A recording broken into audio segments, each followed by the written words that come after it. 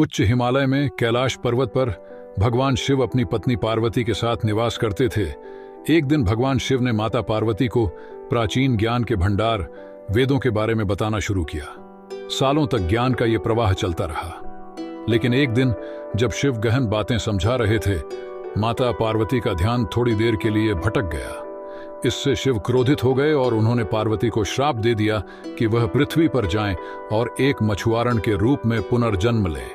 शाप के प्रभाव से पलक झपकते ही पार्वती गायब हो गई। शिव को पछतावा हुआ, लेकिन तब तक बहुत देर हो चुकी थी।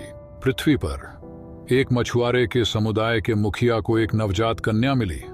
उस दयालु व्यक्ति ने बच्ची को अपनी बेटी के रूप में पाला और उसे पार्वती नाम दिया। समुद्र के किनारे बड़े होते हुए पार्वती को अपने असली रूप का कोई पता नहीं था। इस बीच कैलाश पर्वत पर शिव अपनी प्रिय पत्नी की अनुपस्थिति में शोक करते थे। उनके शिष्य नंदी ने अपने गुरु के दुख को देखकर शिव और पार्वती को फिर से मिलाने की योजना बनाई। नंदी ने खुद को एक विशाल और भयानक मत्स्य में बदल लिया और उस तटीय गांव को आतंकित करना शुरू कर दिया जहां पार्वती रहती थी। मत्स्य के डर से गांववासी सहमे हुए थे। हताशा में मुखिया ने एक चुनौती की घोषणा की। जो कोई भी इस शक्तिशाली जीव को पकड़ लेगा, वह उसकी सुंदर बेटी पार्वती से शादी करेगा।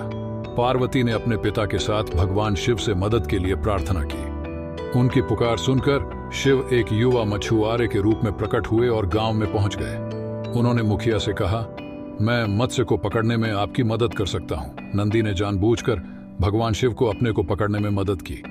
इस तरह भगवान शिव ने चुनौती जीत ली और देवी पार्वती का हाथ थाम लिया। उनके विवाह के पवित्र क्षण में देवी पार्वती को अपनी दिव्यता का स्मरण हो आया। इस तरह शिव और पार्वती का पुनर्मिलन हुआ और शाप टूट गया। इस कहानी से हमें यह सीख मिलती है कि क्रोध में बोले गए शब्दों के परिणाम हो सकते हैं, लेकिन सच्चे प्रेम के आगे कोई बाधा नहीं टिक सकती।